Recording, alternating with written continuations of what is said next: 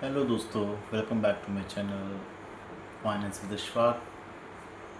और आज हम बात करेंगे एक ऐसे टॉपिक की जो लिव है मेरे लास्ट वीडियो से। इसमें हमने एसआईपी की बात की थी। आज हम बात करेंगे उसी में एक टर्म का मैंने यूज़ किया था, लमसम। तो लमसम और एसआईपी में क्या डिफरेंस है, इनकी क्या इम्पोर्टेंस है, इनमें क्या क्या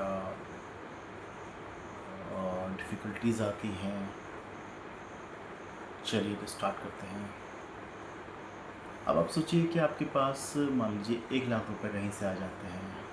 टेंशन ये है कि क्या करें, क्या इन्वेस्ट कर दें या कुछ चीज़ खरीद लें, कोई सामान खरीद लें, कोई एसेट बना लें, पता नहीं। अब अगर यही पूरा पैसा एक बार में आप जमा कर देते हैं, इन्वेस्ट कर देते हैं, कोई म्यूचुअल फंड खरीद लेते हैं, इसको बोलते हैं लमसम करना। तो बेसिक यही होता है लमसम का, एक साथ कोई पैसा इन्वेस्ट करना। एसआईपी में यही चीज़ हम लोग सिस्टमेटिक वे में करते हैं। मंथली बेसिस पे कुछ डिडक्शन होता है या कुछ डेबिट्स होते हैं मंथली बेसिस पे स्मॉल स्मॉल अमाउंट में। तो अगर बात करें कि बेसिक डिफरेंस, तो बेसिक डिफरेंस यही है। इसमें लमसम में हम एक बार में पूरा पैसा या जो भी हमारी सेविंग हो, कुछ बोनस आता है, वो एक बार में इन्वेस्ट करते हैं। और एसआईपी में हम एक सिस्टमेटिक वे में चलते हैं और टाइम टू टाइम उसको इन्वेस्ट करते रहते हैं, जो भी एक अमाउंट आपने डिसाइड कर रखा है वो। अब अगर बात करें कि क्या चैलेंजेस आते हैं, क्या चैलेंज आ सकते हैं, तो पहला जो सबसे बड़ा चैलेंज आता है कि मार्केट का मूवमेंट क्या है। अब मान लीजिए मार्केट मूव हो रहा है या डाउन हो रहा है, तो जो भी इम्पैक्ट आएगा आपके लमसम अमाउंट को, वो एक साथ आएगा। मान लीजिए मार्केट ऊपर आ रहा है तो आप उसका फ़ायदा भी उठा सकते हैं। आपने लमसम डाला, उस स्पाइक का आपने फ़ायदा उठा लिया। बट एट सेम टाइम अगर मार्केट गिरता है तो लमसम में एक भारी गिरावट भी आ सकती है। तो कोई भी इन्वेस्टमेंट करने से पहले सारी चीज़ें दिमाग में रहनी चाहिए आपके। और अगर एसआईपी की बात करें तो एसआईपी का एजेंडा यही होता है कि छोटा छोटा अमाउंट आपके अकाउंट से डेबिट होता रहे और वो एक जगह पे एक फंड्स में, म्यूचुअल फंड में इन्वेस्ट होता रहे। अब अगर बात करें कि क्या बेहतर है, लमसम भी बेहतर है और एसआईपी भी बेहतर है। कब, ये बताता हूँ। लमसम बेहतर है अगर आप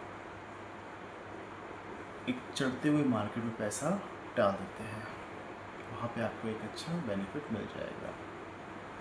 या फिर कोई एक ऐसा पैसा है जिससे इम्पैक्ट आने पे बहुत ज़्यादा आपको फ़र्क नहीं पड़ने वाला है, तो वो अमाउंट का आप एज अ लमसम डाल सकते हैं। एसआईपी कैसे बेहतर है? एसआईपी बेहतर है जब भी हम एसआईपी करते हैं तो छोटा छोटा अमाउंट इन्वेस्ट करते हैं। मार्केट ऊपर होता है, नीचे होता है, हम दोनों ही कंडीशन में एसआईपी करते रहते हैं। उसका फ़ायदा हमें ये मिलता है कि over the period of time वो रुपी कॉस्ट एवरेज हो जाता है। तो अभी तक मैंने आपको यही समझाने की कोशिश की कि लमसम क्या है और एसआईपी क्या है। दोनों के अपने फ़ायदे हैं, दोनों के ही अपने नुकसान हैं।